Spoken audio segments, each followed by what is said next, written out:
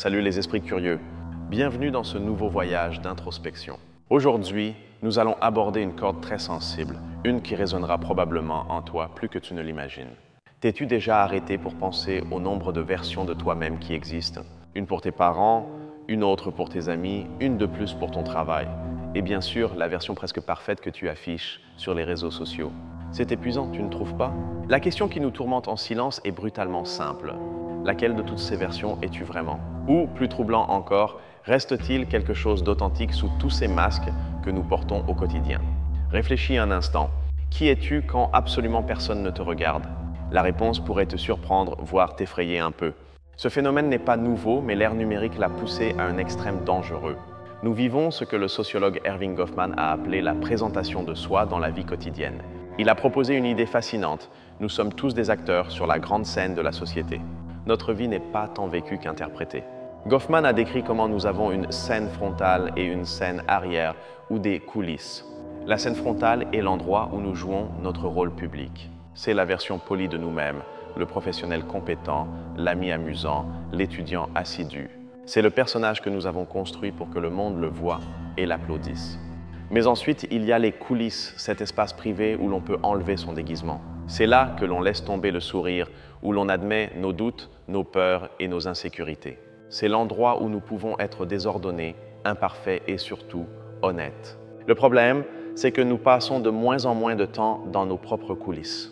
Les réseaux sociaux ont brouillé la frontière entre la scène et les coulisses. Ils ont transformé chaque moment de notre vie en une performance publique potentielle.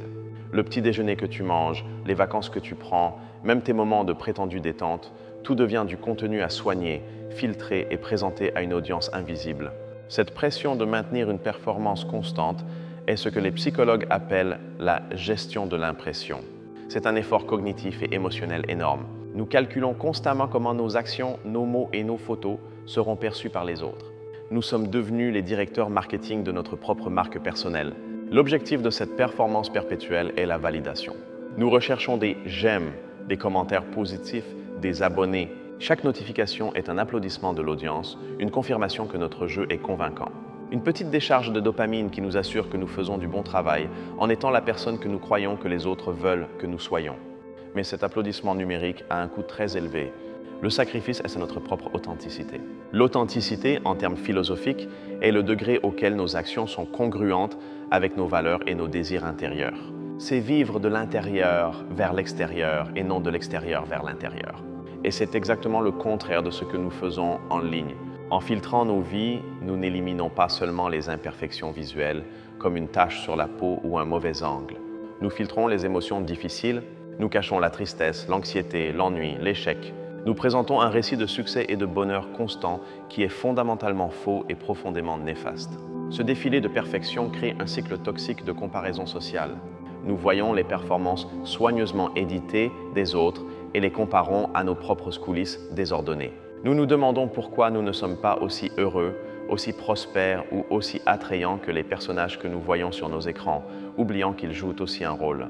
Des études dans le domaine de la psychologie sociale ont montré une corrélation directe entre le temps que nous passons sur les réseaux sociaux et l'augmentation des sentiments de solitude et de dépression.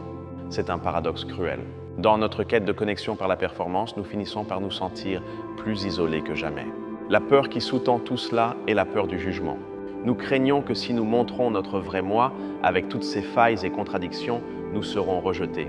Nous croyons que la seule façon d'être accepté et aimé est de présenter une version impeccable de nous-mêmes, une version qui, ironiquement, n'est pas réelle. Cela nous amène au concept du syndrome de l'imposteur, cette sensation persistante d'être une fraude et que nous serons découverts à tout moment. Bien sûr que nous nous sentons comme des imposteurs. Nous jouons un rôle. Le stress ne vient pas du fait de ne pas être assez bon, mais de l'énergie que nous dépensons à maintenir la façade. Pensons au langage que nous utilisons. Nous parlons de construire une marque personnelle, de gérer notre réputation en ligne. C'est le langage du marketing, pas celui de l'humanité. Lorsque nous nous traitons comme des produits à vendre, nous perdons contact avec l'essence de ce que signifie simplement être. La performance ne se limite pas au monde numérique. Pense à l'environnement de travail. La culture de la productivité toxique nous oblige à agir comme si nous étions constamment occupés, passionnés et disponibles. Montrer de l'épuisement ou du désintérêt est perçu comme une faiblesse, une faille dans le personnage de l'employé idéal. Même dans nos relations les plus proches, la performance s'infiltre. Combien de fois as-tu dit « je vais bien » alors qu'en réalité, tu t'effondrais de l'intérieur? Nous le faisons pour ne pas être un fardeau, pour maintenir la paix, pour jouer le rôle de l'ami fort ou du partenaire stable. Chacune de ces fois, nous sacrifions une opportunité de connexion authentique. Le problème fondamental est qu'en cachant nos vulnérabilités, nous cachons aussi notre humanité. La vulnérabilité, comme l'explique la chercheuse Brené Brown, n'est pas une faiblesse, c'est le berceau de toutes les émotions et expériences que nous désirons. C'est le lieu de naissance de la joie, de la créativité, de l'appartenance et de l'amour. En jouant constamment un rôle, nous nous refusons la possibilité d'être vus et aimés pour ce que nous sommes vraiment. Nous créons des relations basées sur un personnage et ensuite nous sommes surpris de nous sentir seuls même lorsque nous sommes entourés de monde. Ils aiment notre représentant, pas nous. Cependant, la solution n'est pas un tout ou rien. Il ne s'agit pas de partager chaque pensée sombre ou détail intime avec le monde entier. Ce n'est pas de l'authenticité, c'est un manque de limite. La véritable authenticité est plus subtile et puissante. C'est la pratique d'être fidèle à nous-mêmes dans nos choix. Cela commence par la conscience de soi. Il s'agit de passer plus de temps dans nos coulisses personnelles, non pas pour se cacher, mais pour se reconnecter. Qu'est-ce que tu valorises réellement? Qu'est-ce qui te passionne quand il n'y a pas d'audience? Que ressens-tu quand tu n'essaies pas de ressentir quelque chose pour une photo Instagram? L'authenticité, c'est choisir consciemment quelle partie de toi-même tu partages et avec qui. Il s'agit d'avoir un cercle intime, tes vraies coulisses, où les masques sont interdits. Des personnes avec qui tu peux partager tes peurs et tes échecs sans crainte de jugement. C'est une ancre dans le monde réel. Cela implique aussi un changement d'approche, passer de la validation externe à l'auto-validation. C'est apprendre à être ton propre public et ton propre critique compatissant, c'est célébrer tes réussites sans avoir besoin d'un applaudissement numérique et te pardonner tes échecs sans avoir besoin de l'approbation des autres. Un chemin difficile, sans aucun doute. Une façon de pratiquer cela est à travers ce qu'on appelle la divulgation sélective. Cela signifie commencer à partager de petites vérités, de petites imperfections avec des personnes de confiance. C'est un muscle qui s'entraîne. Chaque fois que tu le fais, tu découvres que le monde ne s'écroule pas. En fait, les connexions se renforcent. Dans le monde en ligne, cela peut signifier te désabonner des comptes qui te font sentir inadéquat. Cela peut signifier publier quelque chose qui est sincèrement important pour toi, même si ça n'obtient pas autant de « j'aime ». C'est utiliser l'outil, mais ne pas laisser l'outil t'utiliser. Il y a une libération incroyable à accepter que tu n'as pas besoin d'être parfait. La perfection est une illusion épuisante et, franchement, ennuyeuse. Nos particularités, nos cicatrices, nos histoires de lutte. C'est ce qui nous rend intéressants, c'est ce qui nous rend humains. La perfection ne connecte pas, l'imperfection, oui. Voici le tournant le plus important de cette œuvre. La révélation qui peut changer complètement ta perspective. Pendant que tu te soucies de ta performance, de garder ton masque en place, tu ne réalises pas un détail crucial. Tous les autres autour de toi font exactement la même chose. Cette personne à la vie parfaite sur Instagram a aussi des mauvais jours. Ce collègue qui semble tout avoir sous contrôle a aussi des doutes paralysants. Cet ami qui est toujours l'âme de la fête se sent aussi seul parfois. Nous sommes tous ensemble dans ce théâtre, chacun jouant son rôle, chacun croyant qu'il est le seul imposteur dans la pièce. Savoir cela n'est pas déprimant, c'est libérateur. Cela signifie que la peur du jugement est basée sur une fausse prémisse. Nous ne sommes pas jugés par une audience d'être parfaits, mais par une audience de compagnons acteurs qui comprennent la peur et la pression parce qu'ils les ressentent aussi. L'empathie naît de cette compréhension partagée. L'authenticité alors n'est pas un acte de rébellion solitaire, c'est un acte de connexion communautaire. C'est une invitation pour que les autres puissent aussi baisser leur garde. Quand tu te permets d'être vulnérable, tu donnes la permission à ceux qui t'entourent de faire de même. Tu brises le sortilège du perfectionnisme. Nous devons redéfinir ce que signifie être fort. La véritable force ne réside pas dans la construction de murs plus hauts ou de masques plus résistants. Elle réside dans le courage d'être imparfait, dans la volonté de dire « je ne sais pas, j'ai besoin d'aide » ou « aujourd'hui, je me sens triste ». C'est cette force qui forge des connexions inébranlables. Pense-y de cette façon. Ta vie n'a pas besoin d'être une pièce de théâtre avec un scénario parfait. Elle peut être plus comme une session de jazz improvisée. Il y a une structure, oui, mais il y a aussi de la place pour la spontanéité, pour les fausses notes qui mènent à quelque chose de beau et d'inattendu. Il y a de la place pour être réel. L'objectif final n'est pas d'éliminer complètement la performance. Il y a des moments sociaux qui exigent un certain degré de gestion de l'impression. C'est une compétence de survie sociale. L'objectif est d'être le metteur en scène de ta propre pièce, pas un simple acteur lisant des répliques écrites par les attentes des autres. C'est de choisir tes rôles consciemment. Chaque jour, tu as un choix. Tu peux enfiler le déguisement que le monde attend que tu portes, ou tu peux porter les vêtements qui te font sentir toi-même, même s'ils ne sont pas à la mode. Tu peux publier la photo parfaite, ou tu peux partager un moment qui était sincèrement significatif, même si l'éclairage n'était pas idéal. Ce chemin vers l'authenticité est un processus, pas une destination. Il y aura des jours où le masque te semblera plus sûr, et c'est bien ainsi. Il ne s'agit pas d'une nouvelle forme de perfectionnisme, où tu dois maintenant être parfaitement authentique. Il s'agit de l'intention. Il s'agit de rentrer chez toi, à toi-même, encore et encore. La vie en tant que performance nous promet l'acceptation en échange de notre vérité. Mais c'est un marché frauduleux. La véritable appartenance, ce sentiment profond de faire partie de quelque chose, ne se produit que lorsque nous nous présentons tels que nous sommes, avec tout notre désordre et notre gloire. Et nous découvrons que, malgré tout, nous sommes suffisants. Chaque fois que tu choisis une réponse honnête plutôt qu'une polie, chaque fois que tu admets une faiblesse, chaque fois que tu ris de façon scandaleuse sans te soucier de qui regarde, tu récupères un morceau de ton vrai moi. Ce sont de petites victoires dans la guerre silencieuse contre la perfection filtrée. Au final, la question la plus importante n'est pas ce que les autres penseront de ta performance. La question est, quand le rideau tombera pour la dernière fois dans ta vie, seras-tu fier du rôle que tu as joué? Ou souhaiteras-tu avoir eu le courage de sortir du scénario et d'être simplement toi? En résumé, nous sommes tous des acteurs sur la scène de la vie. Mais nous avons permis à l'audience numérique de dicter chacune de nos répliques et de nos mouvements, nous menant à l'épuisement et à la déconnexion. Le remède n'est pas d'abandonner la scène, mais de nous rappeler qui nous sommes quand les lumières s'éteignent et que nous sommes seuls dans notre loge. Merci de m'avoir accompagné dans cette réflexion si personnelle et universelle. J'espère que cela t'a donné matière à réflexion et, peut-être, la permission dont tu avais besoin pour être un peu plus toi. Ce fut un honneur de partager cet espace avec toi. Si ce message a résonné en toi, abonne-toi et active les notifications pour ne pas manquer nos prochains voyages dans les profondeurs de l'esprit et de la société. Et maintenant, je te demande, à quel moment t'es-tu senti le plus authentique? Partage ton expérience dans les commentaires. Rappelons le concept des coulisses de Goffman. C'est notre sanctuaire personnel. Cependant, la connectivité constante de nos smartphones a installé une caméra de surveillance dans ce sanctuaire. Chaque pensée peut être tweetée, chaque moment de paix peut être une story Instagram. Le repos est devenu une performance. Cela crée une fatigue décisionnelle constante. Nous ne décidons pas seulement quoi faire, mais aussi comment ce que nous faisons sera perçu. Quel filtre utiliser?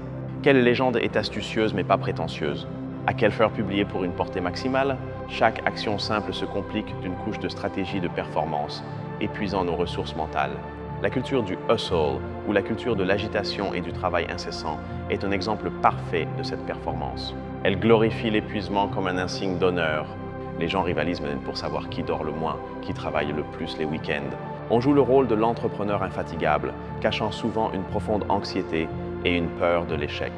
Même la relaxation est devenue une performance. Le mindfulness ou la pleine conscience et l'auto-soin se sont commercialisés. Les gens publient des photos de leurs bains moussants, de leur posture de yoga ou de leurs journaux de gratitude. Le paradoxe est que l'acte de montrer à quel point tu es détendu est en soi une source de stress. Parlons des relations. À l'ère des applications de rencontres, les profils sont notre panneau publicitaire.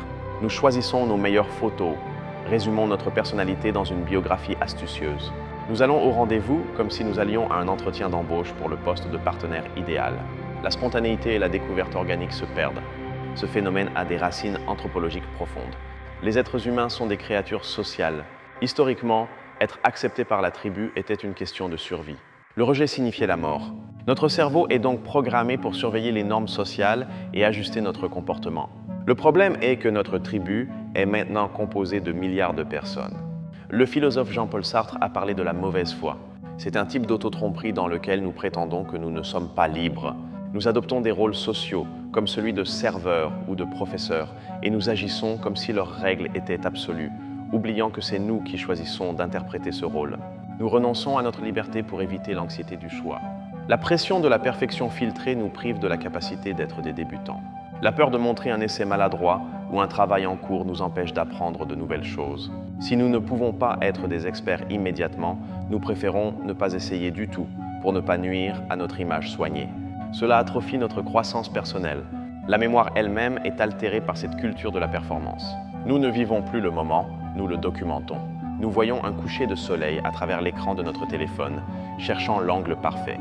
L'expérience est subordonnée à la création de la preuve de l'expérience. Le souvenir devient le poste, pas le sentiment.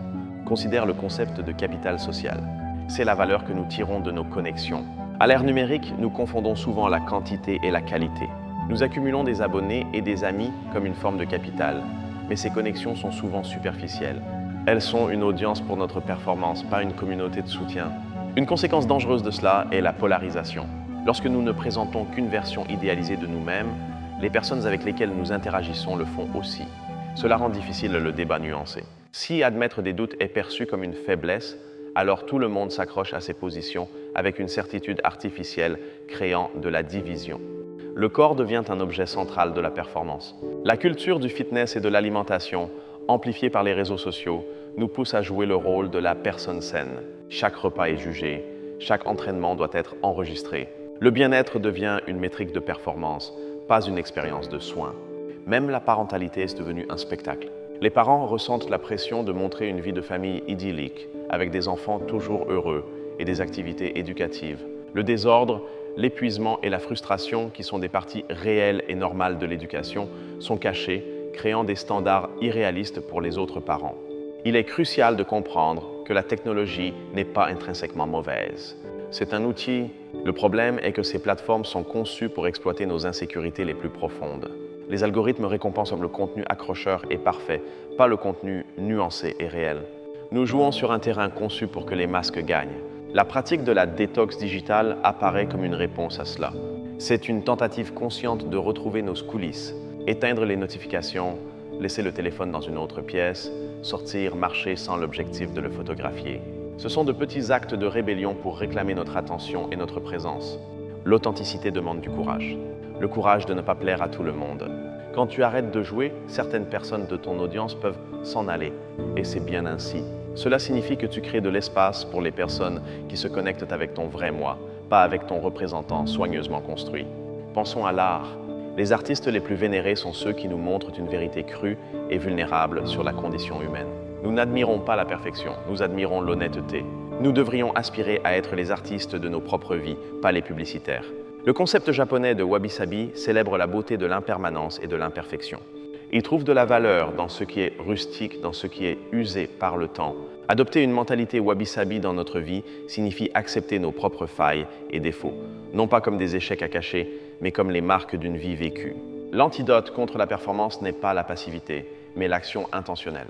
C'est aligner ce que tu fais avec ce que tu crois. Si tu valorises la communauté, consacre du temps à tes voisins au lieu de simplement publier à ce sujet. Si tu valorises la connaissance, lis un livre au lieu de simplement le prendre en photo. Vivre tes valeurs est l'expression ultime de l'authenticité.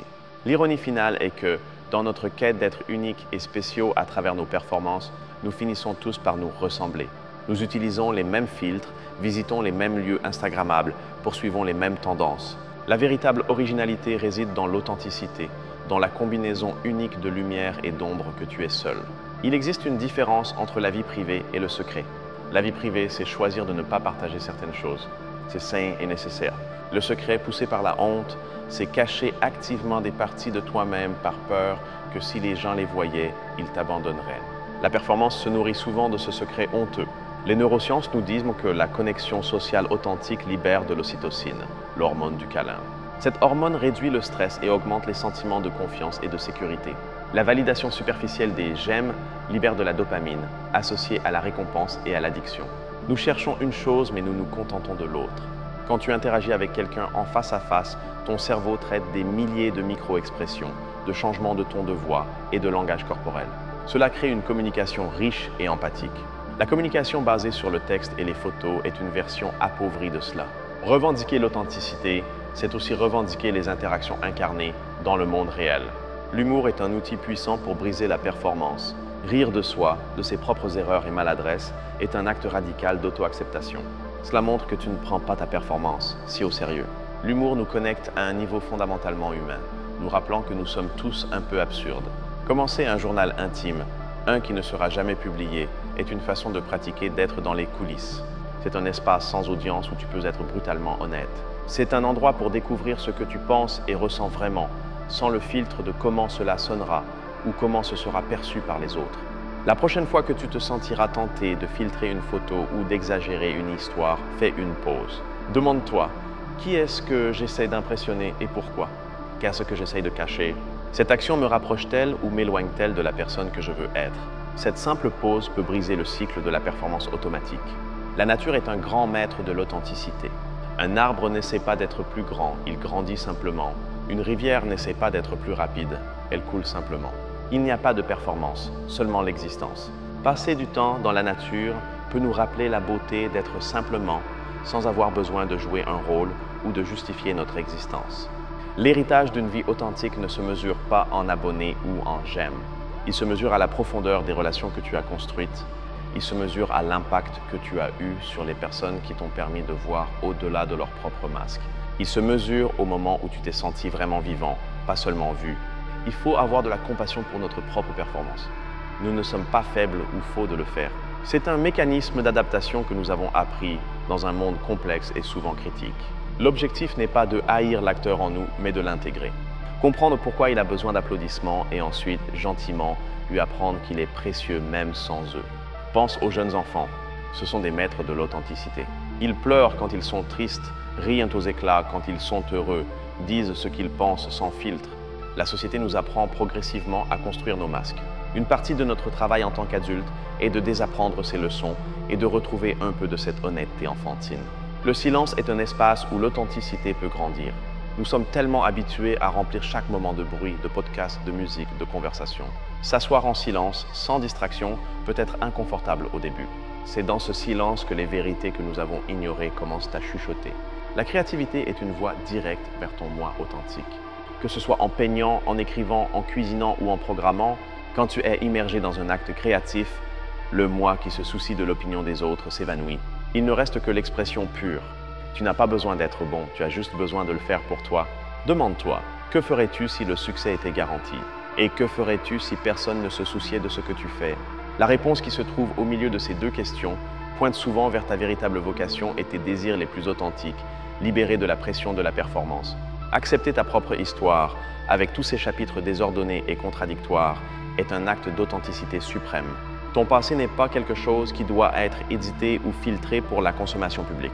Ce sont les fondations sur lesquelles tu te tiens aujourd'hui. Être propriétaire de ton histoire, c'est réclamer ton pouvoir. Enfin, l'authenticité n'est pas quelque chose que l'on trouve. Ce n'est pas un objet perdu que l'on récupère. C'est quelque chose qui se construit. Elle se construit avec chaque choix honnête, chaque conversation vulnérable et chaque moment d'auto-acceptation. C'est une pratique quotidienne, un engagement envers soi-même. Tu n'as besoin de la permission de personne pour commencer à démonter ta performance. Tu n'as pas besoin d'attendre le moment parfait. Tu peux commencer dès maintenant, à cet instant précis, par la simple décision d'être un peu plus honnête dans ta prochaine interaction, avec toi-même ou avec quelqu'un d'autre. La vie est assez courte et elle t'appartient. Ne la gaspille pas à vivre la version que tu crois que les autres veulent voir. Le monde n'a pas besoin d'une autre copie parfaite. Il a désespérément besoin de ta version unique, imparfaite, étrange et merveilleuse. Il a besoin que tu sois toi. La prochaine fois que tu ouvriras un réseau social, regarde-le pour ce qu'il est. Un grand théâtre de masques, un bal masqué numérique. Apprécie la beauté des costumes, mais n'oublie jamais que derrière chacun se trouve un être humain, aussi complexe, effrayé et plein d'espoir que toi. Aie de la compassion pour eux et pour toi-même. Le plus grand acte de rébellion dans une société qui te pousse à jouer un rôle est simplement de te connaître toi-même. Et ensuite d'avoir le courage de vivre en accord avec cette connaissance. C'est la plus grande aventure que tu entreprendras jamais. Rappelle-toi, la personne avec laquelle tu passeras chaque seconde de ta vie, et de la naissance à la mort, c'est toi-même. Assure-toi que cette relation soit honnête, bienveillante et réelle. C'est la seule qui compte vraiment. La quête de la perfection filtrée est un jeu qu'on ne peut pas gagner. Les règles changent constamment. Il y aura toujours quelqu'un avec une performance plus convaincante. La seule façon de gagner est d'arrêter de jouer et de commencer à vivre. N'aie pas peur de tes contradictions. Tu peux être fort et vulnérable. Tu peux être ambitieux et avoir besoin de repos. Tu peux être sociable et aimer la solitude.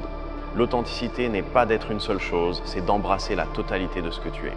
Alors, je t'invite à réaliser dès aujourd'hui un petit acte d'authenticité.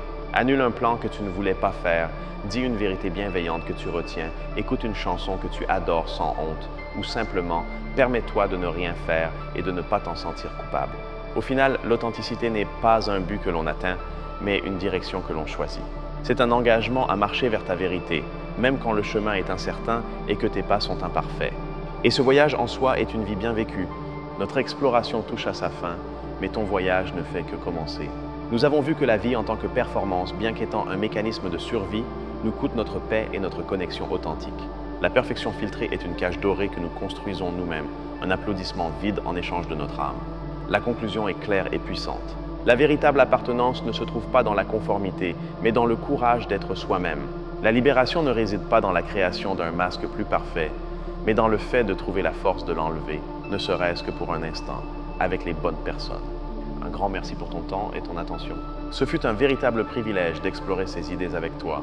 Ta curiosité est ce qui anime cet espace et je suis profondément reconnaissant pour chaque moment que tu partages avec nous. Maintenant, c'est ton tour. Quel masque as-tu l'impression de porter le plus souvent? Et comment serait ta vie si tu pouvais le laisser de côté? La section des commentaires est nos propres coulisses, un endroit sûr pour partager. Nous lisons chacune de vos histoires.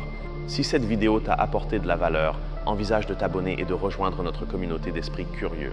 Chaque semaine, nous faisons tomber un autre mur de la pensée conventionnelle. À la prochaine, reste curieux, reste authentique.